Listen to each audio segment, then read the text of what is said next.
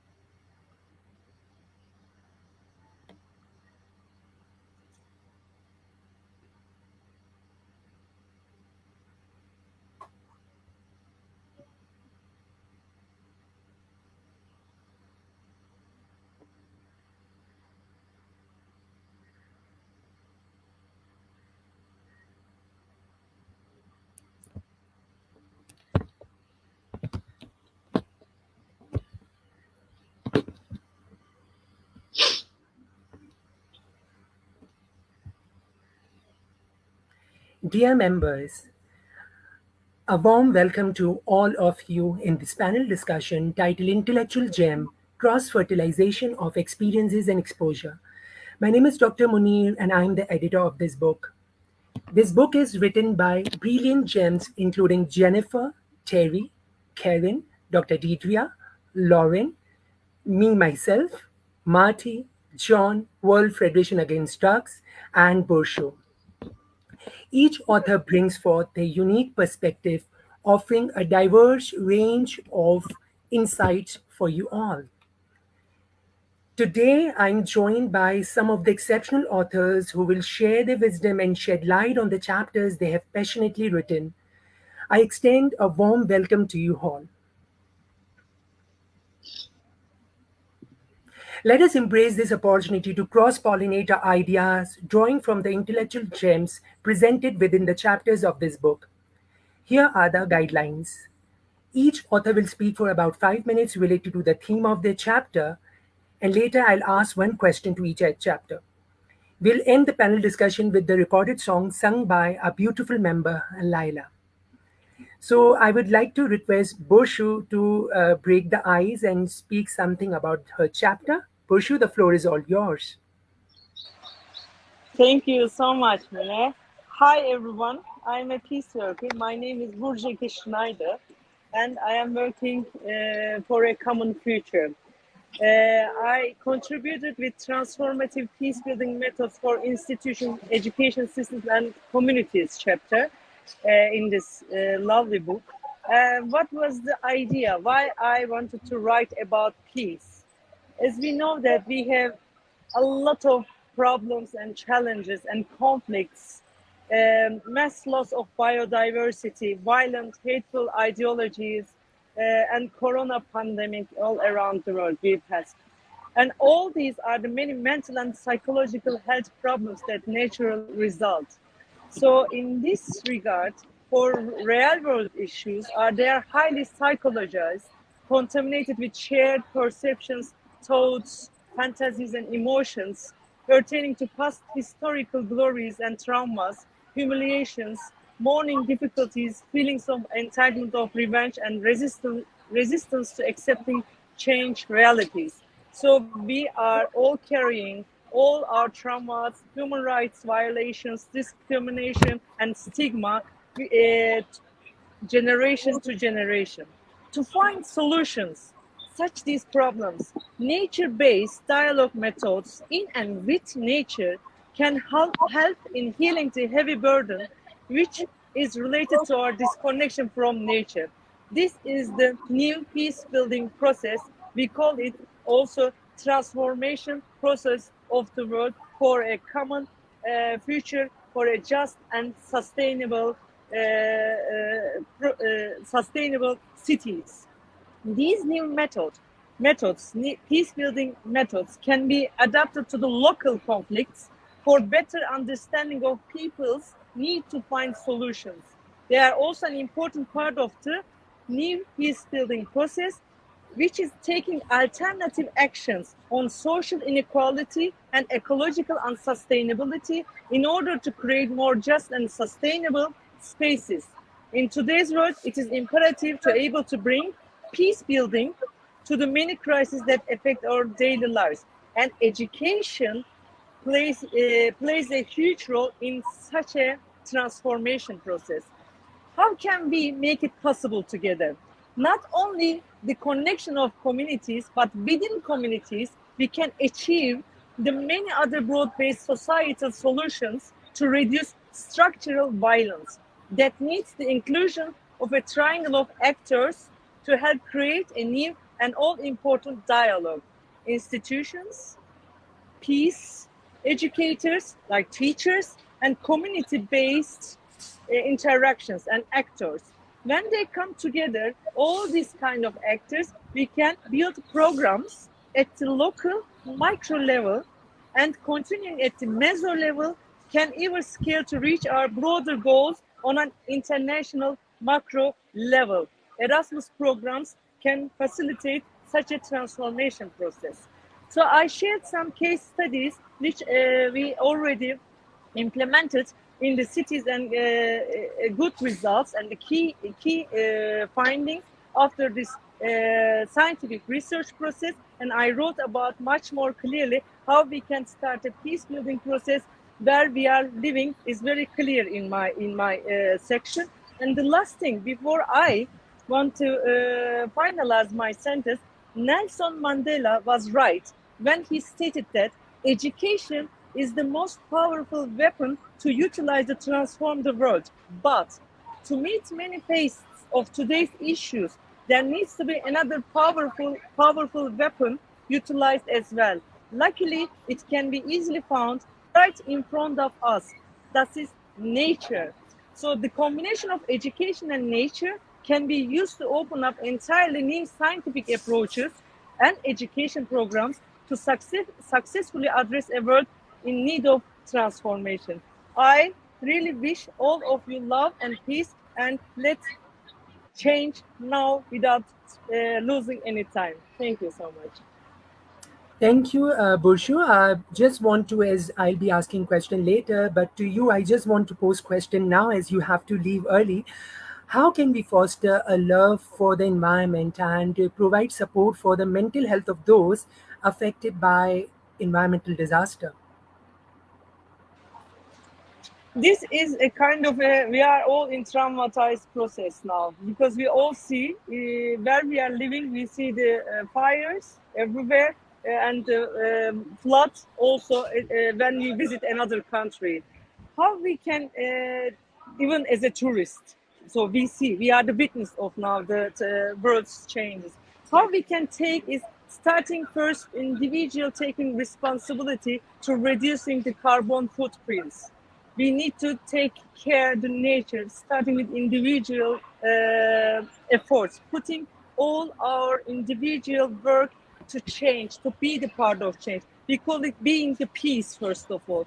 Then we can start to influence our environment, friends, families, neighborhoods, which is also the part of micro level, to transform also for the future and for the upcoming generations taking responsibility. So these traumas, when we see, we can reduce this trauma by healing the soil, starting with healing the soil, putting the seeds under the soil and seeing the life grows. This is the method how we can directly start the first dialogue with nature. Burshu, as you know, I just want to share this thing with all the audience that Burshu and I have worked for one of the books. We have shared our stories that was related to environmental education. And unfortunately, Marty is not here. That's why I posed the question to Burshu related to environment. Burshu, I just want to ask one more question to you. What suggestions would you like to offer to policymakers to curb the growing intolerance among young people? Because I believe that human rights education, peace education is very important. But is there any suggestion which you would like to give to the policymakers related to this? I can give a good example as an activist scholar example. I wrote last year 2022 G7 process a policy brief, nature-based solution for sustainable and just cities transformation process, and G7 took it very serious. So, but we need to put a real world with communities and the real world findings, a kind of a map. We should give a kind of a map to the policymakers. How can they really continue for the future? I think the world is a little bit lost, what I feel. So how we can deal with all these conflicts together is showing the right way to follow. So this is in our hands. And when we start to see the positive results of change, this is the most important positive results. How an individual change, neighborhood change, city change. We need to share these positive results in academic work, in education, or writing new education methods, or sharing this knowledge with international arena, with interdisciplinary and transdisciplinary methods. So we are now working together. This is a world where we will build together. This is now and here we are building together. Thank you, Bushu, for your time and for your knowledge. And we really appreciate. Now, I would like to pose question to Terry. Hello, Terry. How are you? Terry, in the chapter you highlighted shame as a destructive emotion that contributes to our fear of being vulnerable. However, Terry, you yourself defied societal norms by bravely sharing your exciting journey as a 3x cancer thriver, challenging the prejudices, the perceptions that sharing is shameful. Now, the question is, what motivated you to speak out? Did you encounter gossip from the people? And how did you navigate these challenges? Could you please offer some tips to people as well, how individuals can begin sharing vulnerabilities and handle other reactions? Sure. Well, I am a three-time cancer thriver, and but shame really came into my life when I was a young child, and I was sexually assaulted by my older brother, and I never told anyone. And then years later, when I was 24 years old, I was sexually assaulted at gunpoint in my home.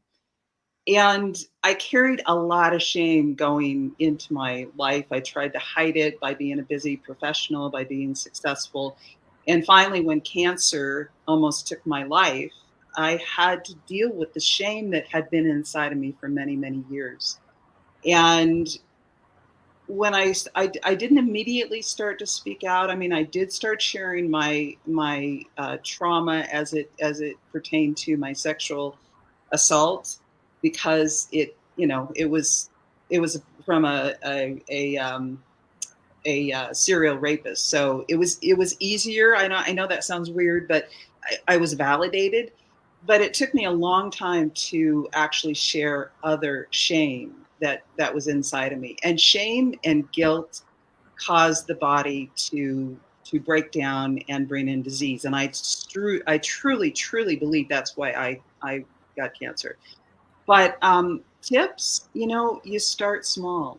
So I started sharing my story with a therapist, and she made me feel validated, and she made me feel like she didn't judge me. And when we start to speak out about the shame that's within us, when we start to break the secrets that so many of us are walking around with, then we feel freedom. And then so I started small. I encourage everyone who is feeling shame around anything that has happened to them in their life, start small. And now I go big, and I don't worry about people backlashing. Yes, do I get backlash? Yes. But you know what? I've helped so many people all over the world by sharing my story, my shame, and they come out and share theirs as well. So I'm breaking the secret, and I encourage everyone else to do the same thing. Okay, thank you, Terry. Terry, could you please also share about your chapter? I'm sorry, I just asked you That's question okay. first, but could you please share about your chapter as well? What's there? What have you written in the chapter? Okay, well, so again, my name is Terry Lynn Ranella. I am a three-time cancer thriver. I'm also an author, a motivational speaker, and I call myself a trauma disruptor. So my story is, or my chapter is around trauma and what trauma actually does to your physical and mental health. And as educators, you're amongst people that are in children, young adults who have a lot of trauma in their life, and they've never come out and talked about it. And so in the chapter, I share my trauma, and I share the trauma from, first of all, tremendous losses. I lost all of my siblings. I had three brothers. One I passed at 37. He took his life. One passed at 43. He had a very unusual heart condition we didn't know about. He died very suddenly. And my brother Mitch, who was only 14 months older than me, passed when at 52 from cancer.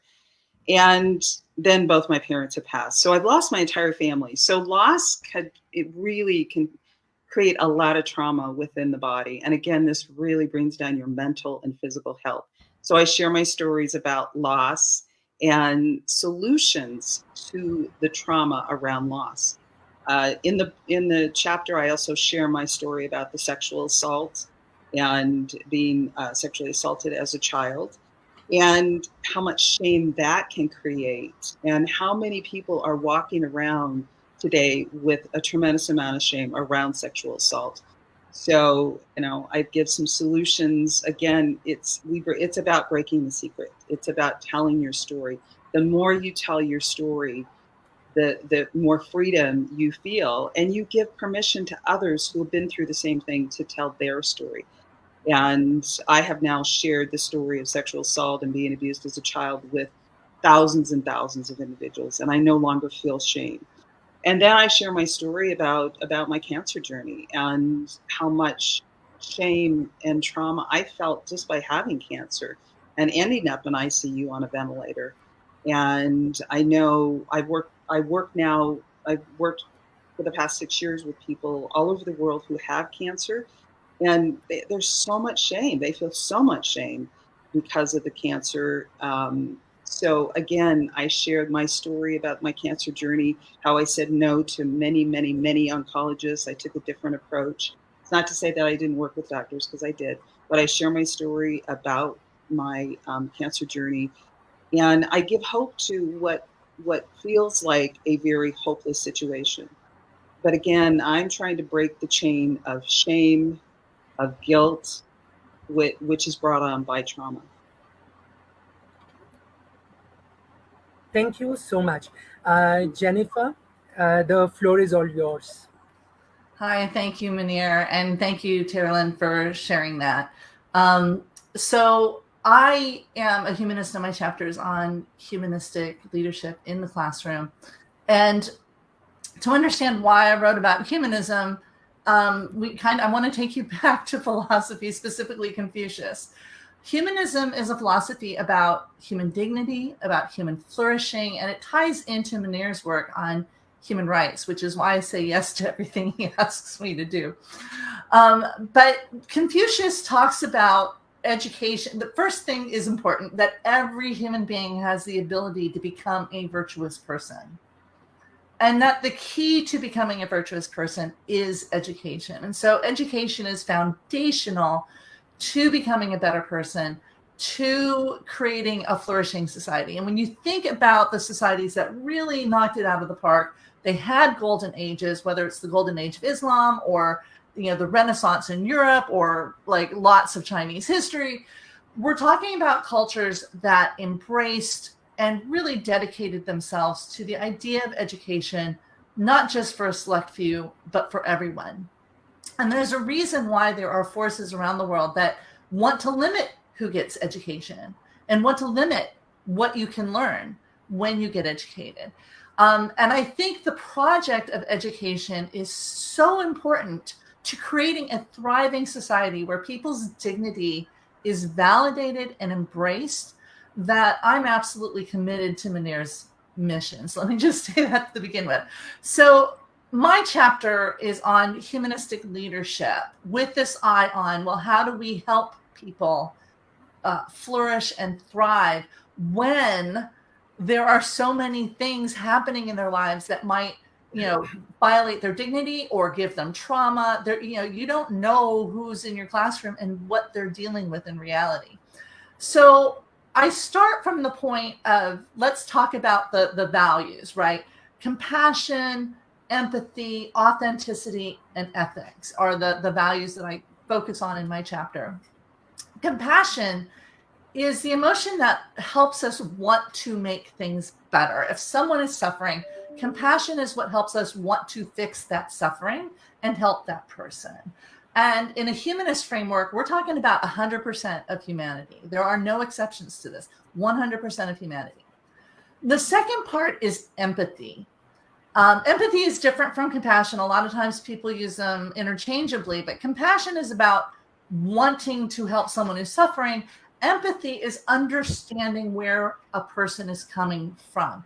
So if you're in a diverse classroom or a diverse environment, a lot of times we make assumptions. We have a theory of mind about what, if we're thinking something, the other person must be thinking that too.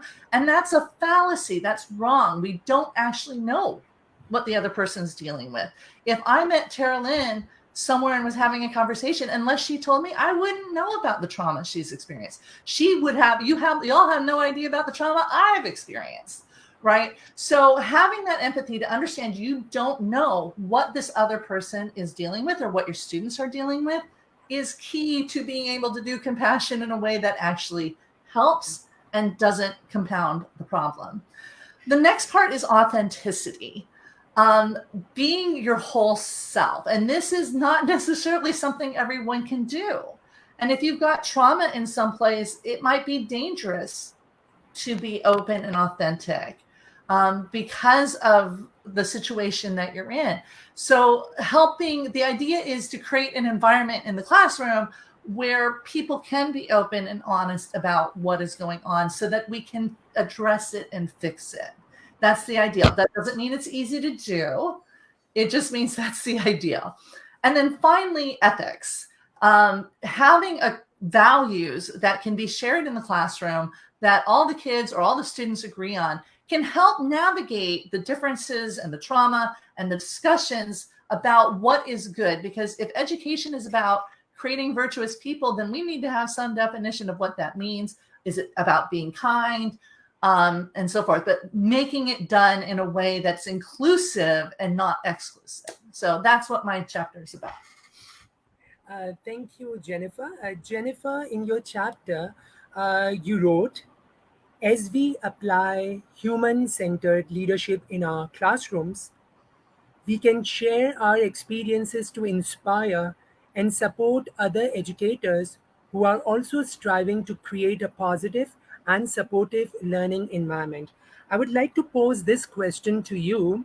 Why do teachers struggle to share their negative experiences?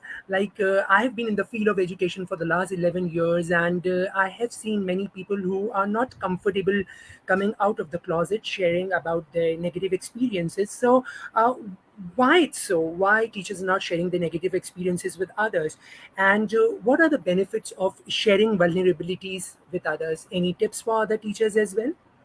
Sure. So there's so many dimensions, and I think Terilyn touched on this, but if you're in the middle of experiencing trauma, that is not the time to be teaching others how to deal with trauma, right? Your goal at that point is to get help and get through it.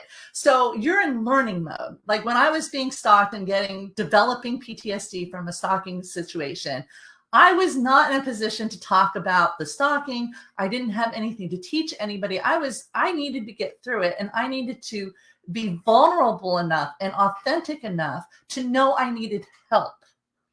Right. And what I tell people when they're in the midst of something really bad, and I've been through the ringer, professionally, right, is that in the moment, if you can muster compassion for yourself and for who you perceive to be your attacker, maybe they really are attacking you, maybe you're just perceiving it, but that helps you frame how you want to get your help.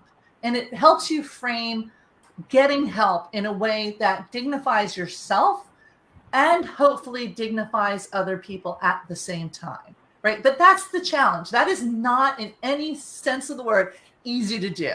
Everyone's going to struggle with this. But I do find that when I'm in a position like that, finding compassion for myself helps me take those first steps in a way that are dignified for myself so that I can get the help in a framework that's going to work for me to get through whatever the situation is.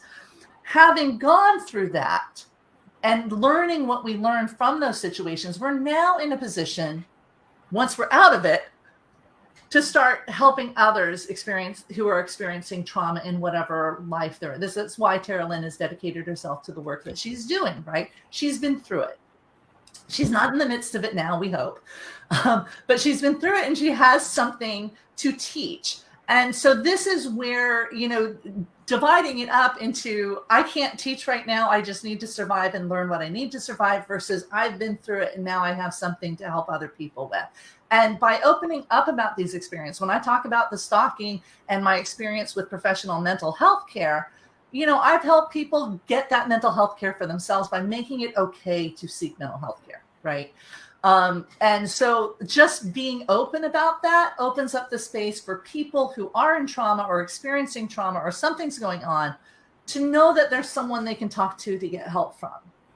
And that is valuable because seeking help is really the hardest part, I think. For me, my experience was asking for help, acknowledging that what I was experiencing was beyond what I could handle on my own, that I needed to get help, was the hardest part about dealing with everything that I've dealt with, right? But once I get to that part of being authentic about my own problems, I can seek that help. And then having done that, I make it okay for others to seek help as well. So. Thank you so much. Lauren, thank you so much for joining the book launch and the panel discussion. The floor is all yours now. If you can share something about your chapter. Hi, everyone. I'm really excited to be among this company, and hello to all the listeners as well. My chapter is about lessons from my experience parenting a non-binary child. When my child was born in 1988, I was mostly concerned about helping them feel strong and proud of who they were as a multiracial person. I didn't know at that time that there was a whole other part of their identity that I wasn't honoring. I assumed from the time that they were born, along with all the healthcare professionals and everyone else around, that my child was a boy. But that wasn't who they were. Their gender was actually much more fluid than that. And looking back now, many, many years later, there are so many assumptions that I wish I hadn't made. And there are so many things that I wish I'd learned. And that's what this chapter is about. It's about things that I hope every parent, every educator, everyone who works with children in any way will understand, so that we can really support children to be free, to be who they are, and not have to fight against assumptions that we place upon them. And I also believe that the more that we have sort of challenged some of the things that we may have been taught about gender throughout most of our lives, the more we can be free to be who we are. And that's it. That's it. Okay. So thank you, Lauren. I just want to pose you one question. Okay. The question is, there are many children who have not come out to their families due to the fear of not being accepted. They prefer living with fears and isolation. So what advice would you like to give to the parents? A couple things is we live in a society that is very what you might call, or there's people from many different societies, but many of our societies are what you might call heteronormative, which means that heterosexuality is considered the norm, and then any other sexuality is considered different or not of the norm. And so there's this default mentality of, we assume everyone is heterosexual until proven otherwise, or until stated otherwise. And the same with gender. We tend to assume that people are the gender that they're assigned at birth. And if they're any other gender, they sort of have to fight against that assumption. And so I think the first thing that is really important for parents to do is to not make assumptions about who their child is, because their child could be very different than what is this sort of assumed norm in your society, in your culture. And then the second thing is to let your child know that you are okay with whoever they are. That doesn't necessarily mean you have to ask them questions. They may not be ready for that, but to find ways to communicate to your child that they can be whoever they are, and that's okay with you.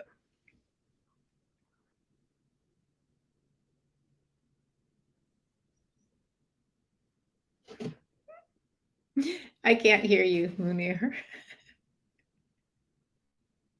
You're muted.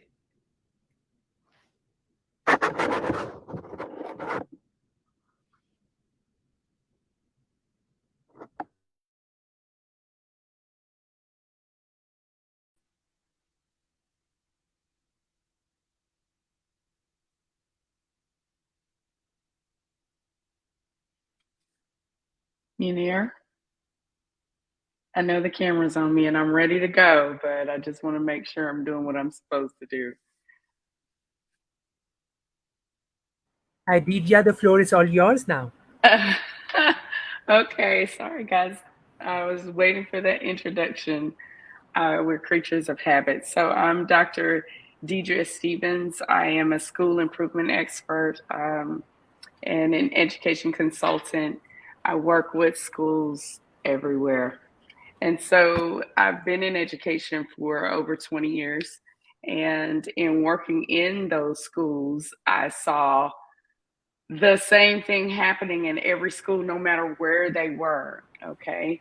And so, as a school administrator, I just kind of put those pieces together and discovered that, oh, what we're lacking here is instructional leadership.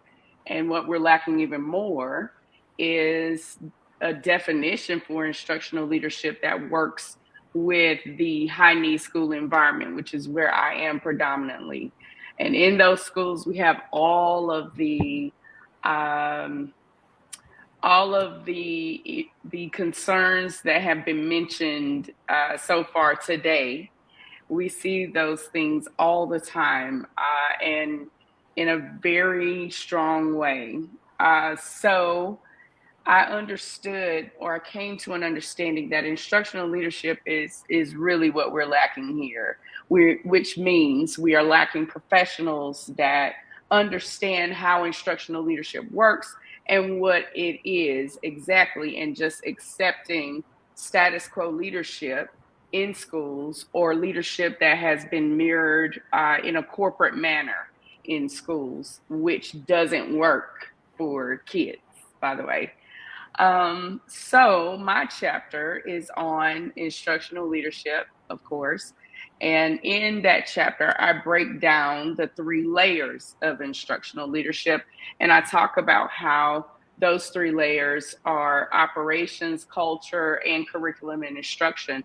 And I go into detail about each one of those layers and really explain why you can't just be one layer. I've done some trainings at some other schools with leaders, future leaders and current leaders. And I always get the question, well, what if you can't be all 3 layers? What about, collaboration and all those things? And absolutely, all of those things are good. But when you're working in a high need school, which now that we're post-COVID, I think every school is that school. But now that we're working in high needs schools or on high needs campuses, you have to be all 3 of those layers. You have to strengthen every single layer that is associated with instructional leadership. And so I give the definition that instructional leadership is the person or persons that effectively utilizes operations, culture, and curriculum and instruction skills. To facilitate teaching and learning. I also talk about how within those layers, you can't just be one of those layers. You have to be all of those layers. I give examples for those who are interested in instructional leadership, and I talk about what you can do to build those strengths. So I'm excited about my chapter because I really feel like it's the missing link for everything that is happening on a campus, because we have people who get away with coming saying, oh, I'm just operations. I'll just come in and fix the billboard or, clean up the area. And we need all of those things. We need the operations person who facilitates and who organizes and structures. We also need the culture person. We need the curriculum and instruction person. But we don't need oversight that considers the curriculum and instruction person is automatically the instructional leader. Like, that's not true. So we talk about what the intricate details of each layer and what we can do to build the strengths in those layers. Okay, Dr. Didia, I'm not sure whether you believe or not, but opponents claim that instructional leaders overshadows collaborative decision-making and shared leadership, increasing pressure on teachers and causing stress. Your views, please. Yeah, I think that's absolutely incorrect. Yes, it's incorrect. And I'm probably going to give an unpopular opinion because the definition that I'm actually giving is going to require you to do some work. And I think that sometimes when we have leaders who are managing buildings, they get away with not doing the work. Instructional leadership makes sure everybody does the work. It doesn't mean that there's no collaboration, because as an instructional leader, you should know how to facilitate collaboration on your campus to get a better result, because you're in full understanding. Because and your teachers should not be overwhelmed, and they should not be overwhelmed because you have done the work. All your teachers should be doing is executing the engineered plan that you have put together. So that is incorrect. So no teacher should be burnt out. As a matter of fact, you should decrease the number of teachers who are actually leaving your campus, and you should be able to increase your retention by effectively implementing instructional leadership. You should be able to increase the social emotional health of your campus by knowing how to facilitate instructional leadership, because you would have developed your counselors who are on your campus. You would have developed and included your counselors as being on your instructional leadership team. So all of those accusations are incorrect, and it's really just a demonstration that whoever those opponents are have no idea what instructional leadership is. And I would be happy to coach them on what instructional leadership is and help them to improve the student achievement on their campus. Okay, thank you, Dr. Deidria, and thank you, Lauren Absolutely. Mayano, for sharing insights about the chapter that you have contributed for this book. Now, moving towards John. John, could you please share something about your chapter? Well, I've called my chapter No Limits because I think we're in a very exciting time.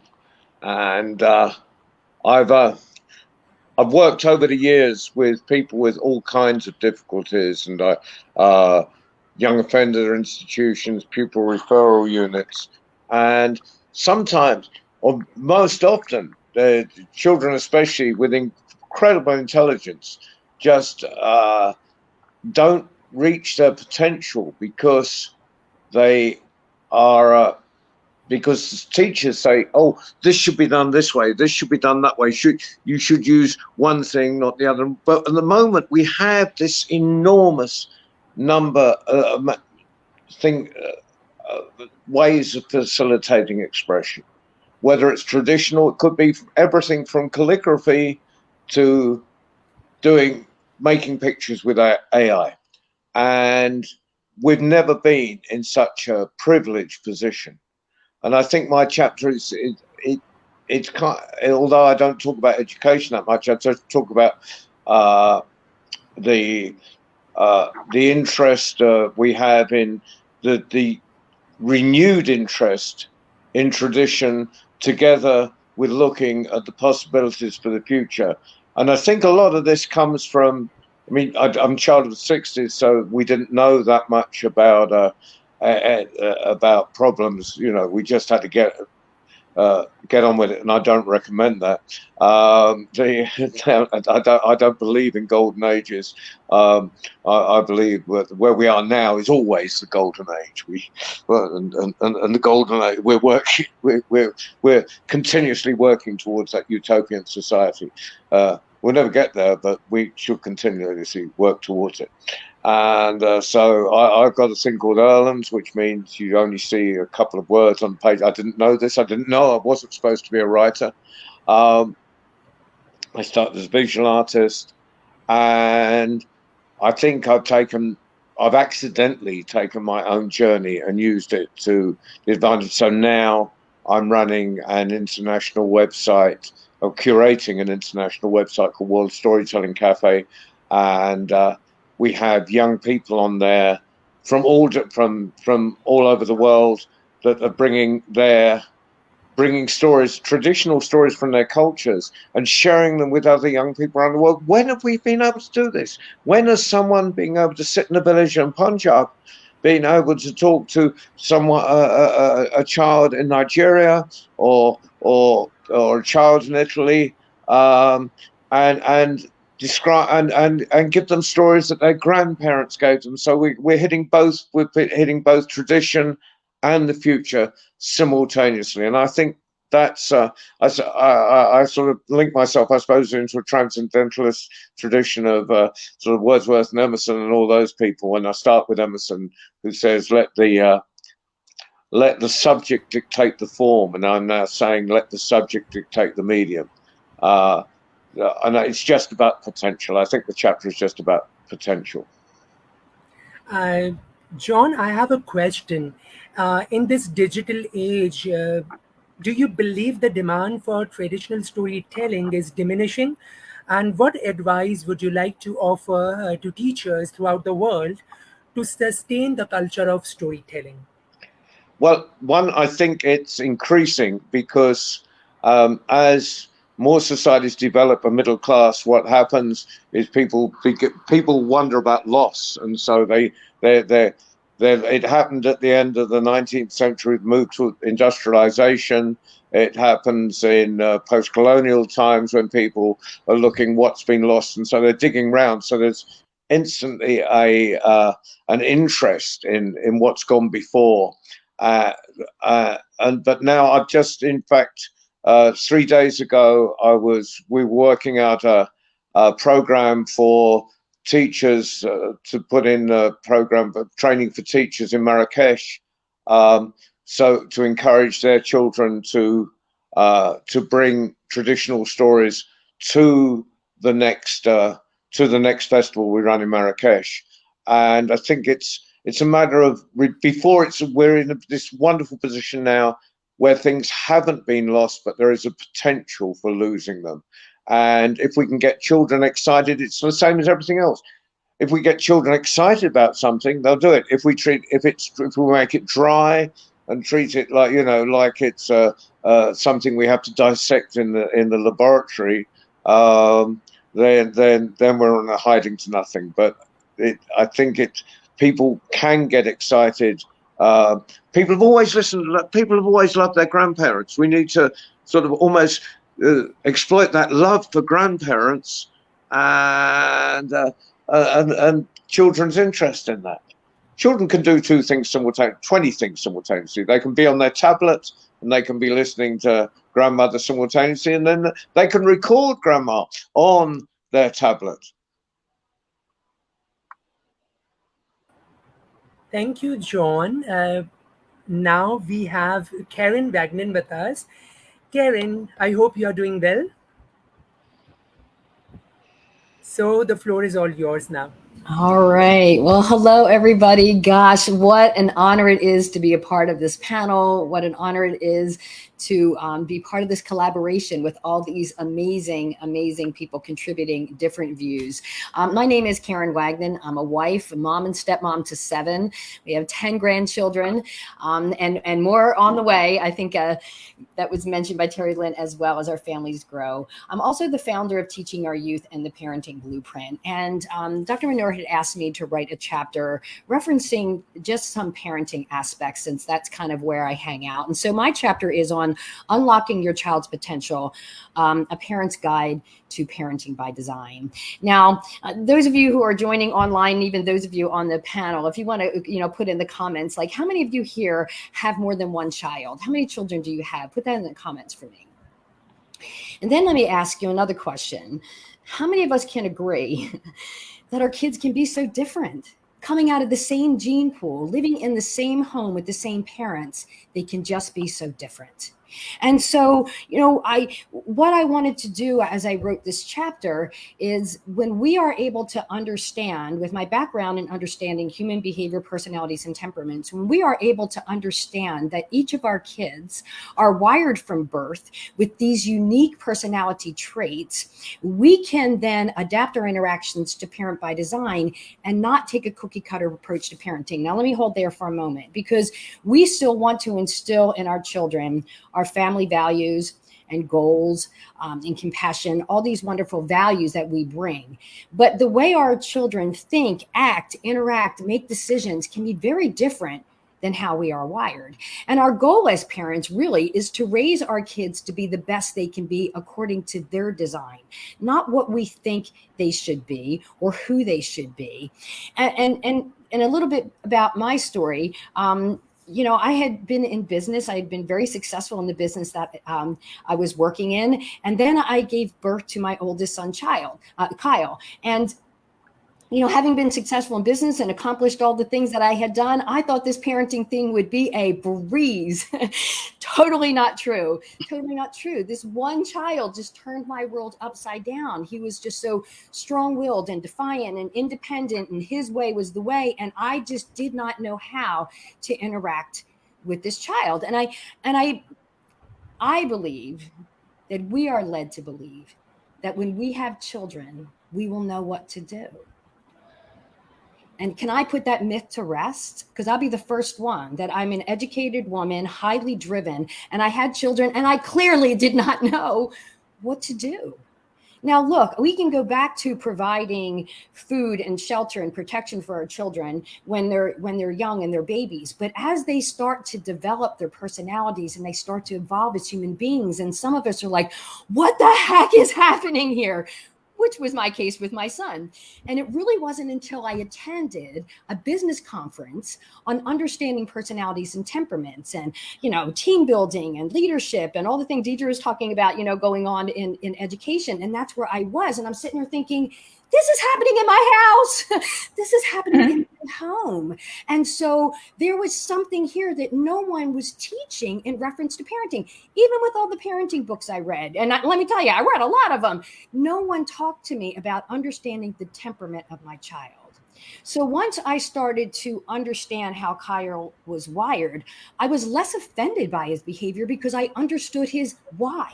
So maybe you're parenting a child that is outgoing and strong-willed and independent, and or maybe you're parenting a child that lacks focuses and has a lot of energy and just doesn't sit still for a long period of time. They're the risk takers. Or maybe you're parenting a child who's very shy and reserved and unsure of themselves. Or maybe you're parenting a child that's a little more cautious and analytical and a perfectionist.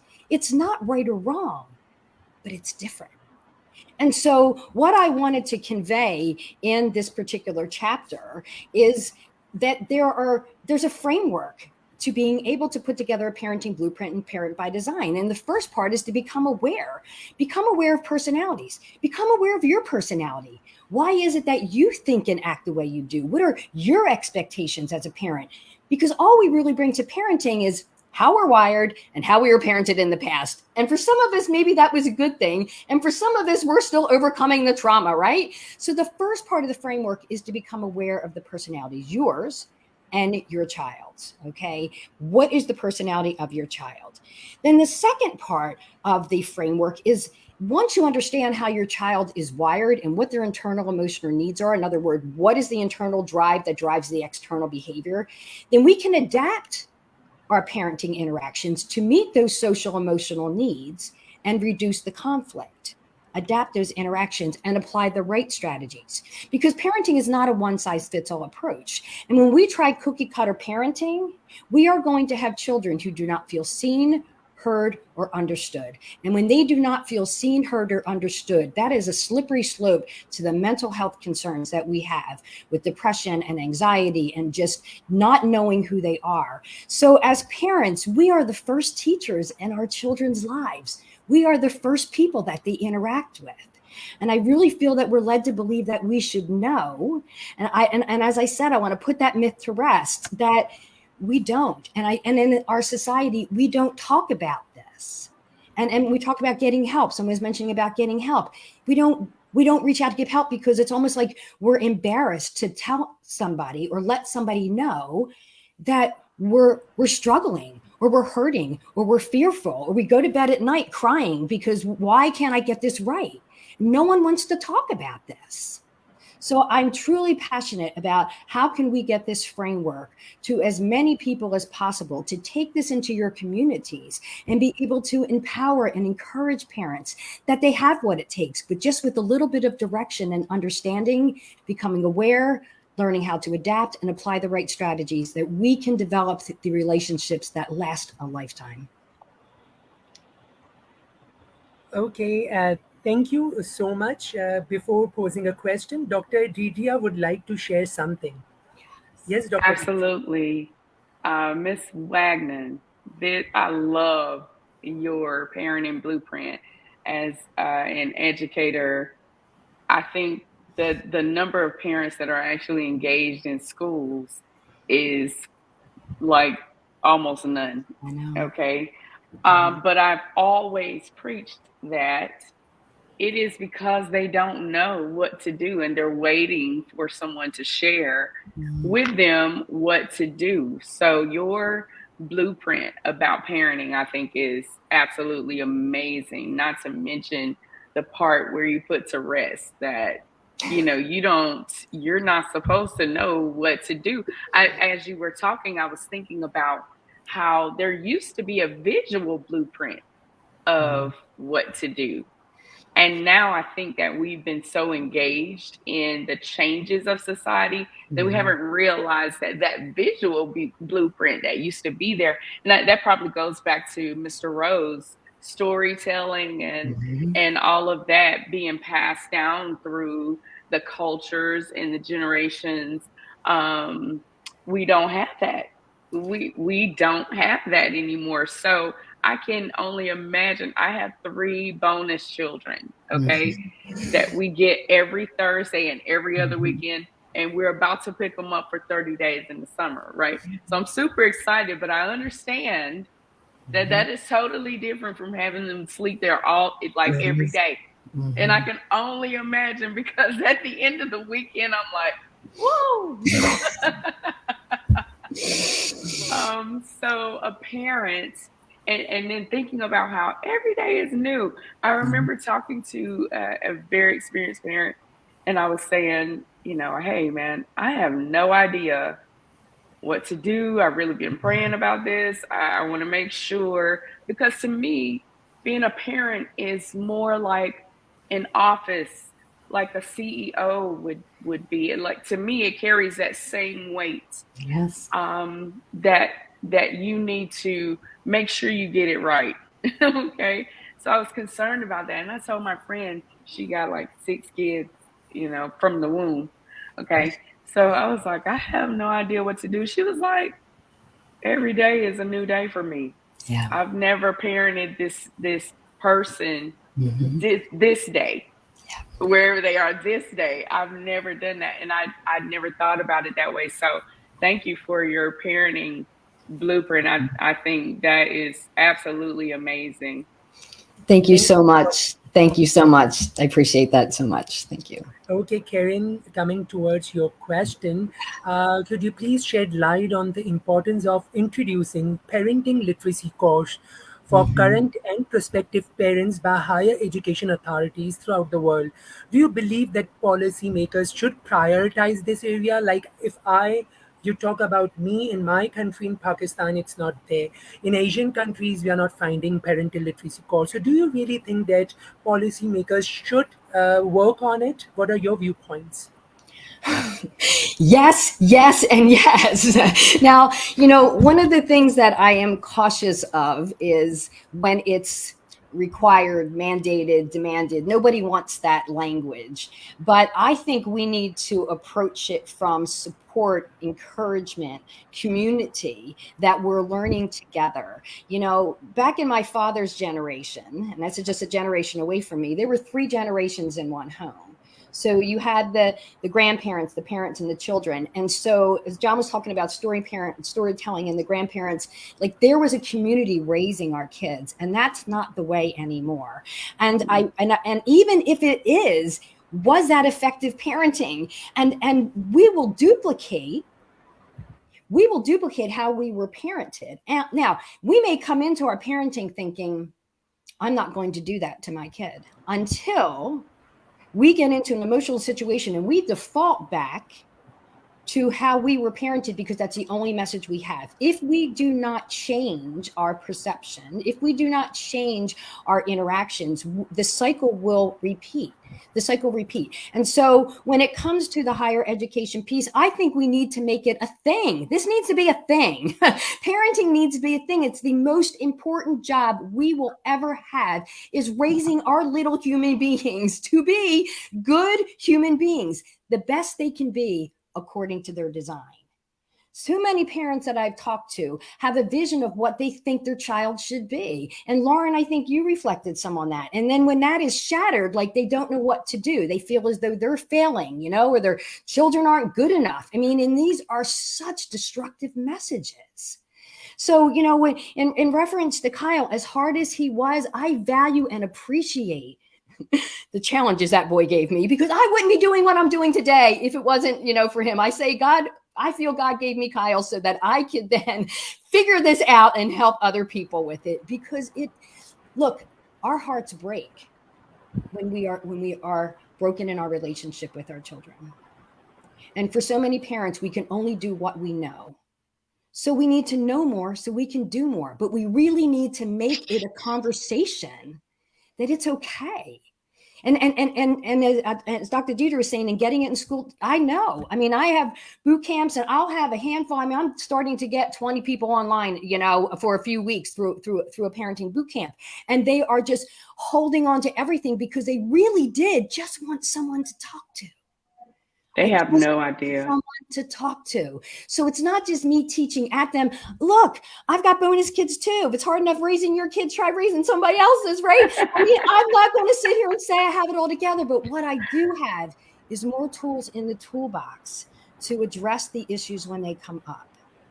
Anything from preschool and the tantrums to adolescents to teens to young adults who need to launch, you know, that whole failure launch delayed, you know, get growing up. But when we understand how we can better communicate and support them to the next step, we are creating a legacy that lasts a lifetime, not only in our relationship with our kids, but how they will parent their children in the future. We will break the cycle. And Miss Wagner, I'll say that we spend, as a matter of fact, that's what I actually did my dissertation on, was the need for parenting or teaching the front line how to interact with parents, right? Mm-hmm.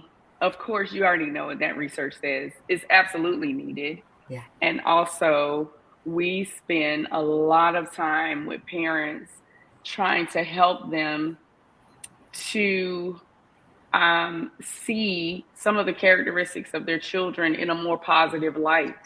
Like as soon as you started saying, you know, he's stubborn and, you know, he has his own way, my mind said, leadership qualities. Okay, let's go. Let's develop in this way, you know. Yes. And as an educator, we're trained to spot and identify potential and then create a plan to get them there, you know. And it's just, I love the way that you're bringing out. Parents are not taught that. They don't know that. That's why they're calling me. My family calls me to ask me about a particular school and to ask me if this school is okay. Can I take my child here? And the first thing I'll say is, well, tell me about your kid. Right. You know, what do they do? What are some of the challenges that you face with your kid that you feel like is not a good quality, you know? The being scattered and the room is always dirty. These are characteristics of children who are creative. Yes. It's not at all a negative quality. It is your child trying to share with you like who they are, like what their personality produces. So even with my my fiance and my bonus children, I have 3 of them. And he told me one day, he was like, you know, you've helped me to see my children in a way that I never even thought about seeing them. You know, my oldest, he is not as articulate as my second son. And my second son is very articulate. You know, he's only 5, but if you talk to him long enough, you'll think he's like in his 30s or something, right? Because he's articulate, so people automatically think he's smarter than the oldest son who's not as articulate. So what I did was we went to the gym, and my most articulate son, he was playing, and I mean, his kinesthetic ability, I was like, okay, now this is your athlete, okay? He can mimic movement, he can do this and he can do that. And then I said, now let's go to the Legoland. So we went to Legoland where they had all these blocks. And so my oldest son, who everybody thinks, because he's not as articulate, then maybe he's not as smart. And so I told my husband or significant other at the time, I said, now watch this. So we get into Legoland, and do you know, my oldest son puts together like a fleet of cars, and my other son, he was struggling putting together one car. Right. And it was so frustrating. And I said, now you see the difference here, right? You got to understand the amount of creative energy and intellect that it takes to take an image from your brain and bring it to life so other people can see, So absolutely, like what you're doing, high five, like a virtual high five to you. Thank you. And it really is transforming families' lives. And we are one of the few organizations that actually uses personality assessments for the parent and the child, so we can see where the gap is. When the parents see the data, so Dr. Gigi, you understand, those who understand, the data speaks. I love data. There's nothing wrong with me. There's nothing wrong with my child. When they see the graphs, it's like, here's the gap. Now, how do we close the gap?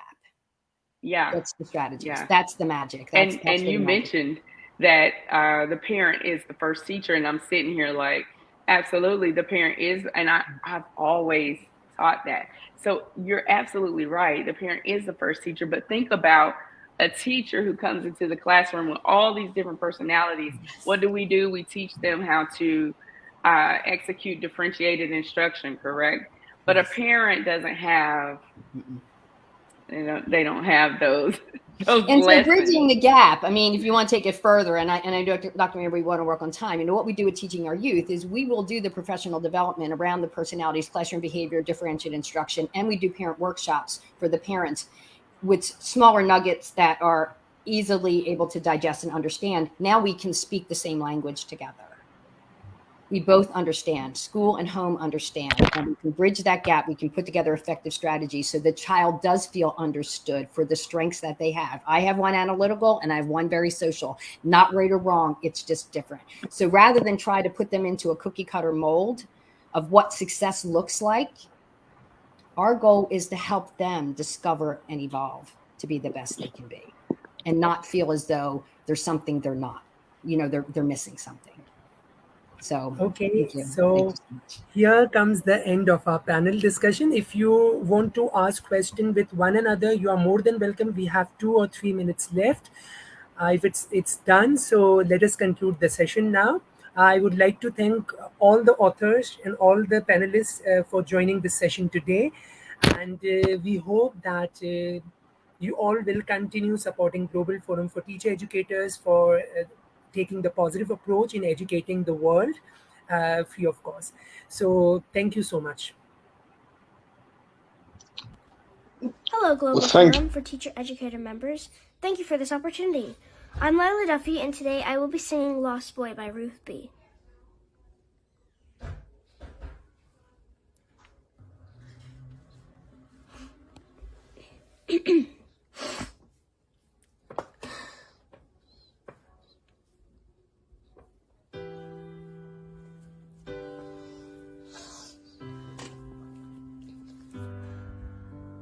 There was a time when I was alone, nowhere to go and no place to call home.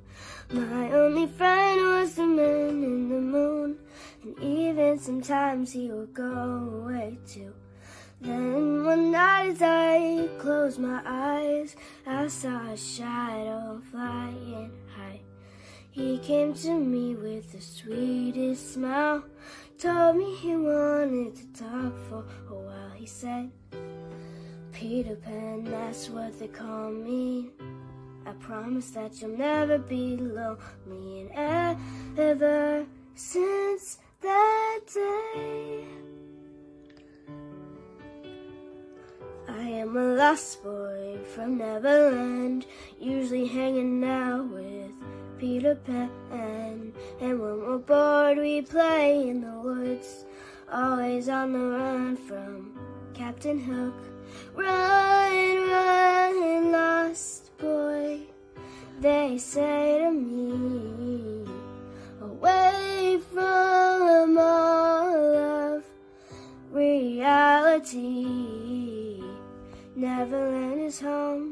lost boys like me, and lost boys like me are free. Neverland is home to lost boys like me, and lost boys like me are free. He sprinkled me in pixie dust and told me to believe in him and believe in me. Together we will fly away in a cloud of green to your beautiful destiny. As we soared above the town that never loved me, I realized I finally had a family. Soon enough we reached Neverland. Peacefully my feet hit the sand, and ever since that day I am a lost boy from Neverland, usually hanging out with Peter Pan.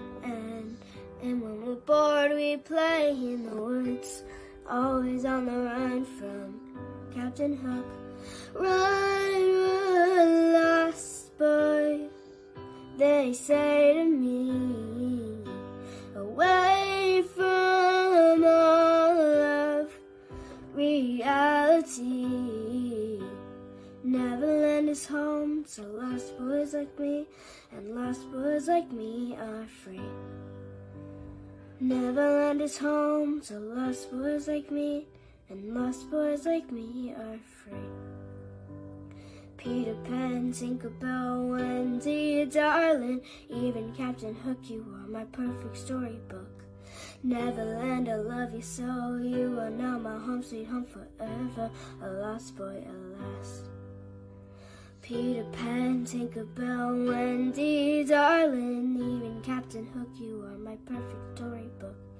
Neverland, I love you so, you are now my home, sweet home forever, a lost boy at last. And for always I will say, I am a lost boy from Neverland, usually hanging out with Peter Pan. And when we're bored we play in the woods, always on the run from Captain Hook. Run, run, lost boy, they say to me, away from all of reality.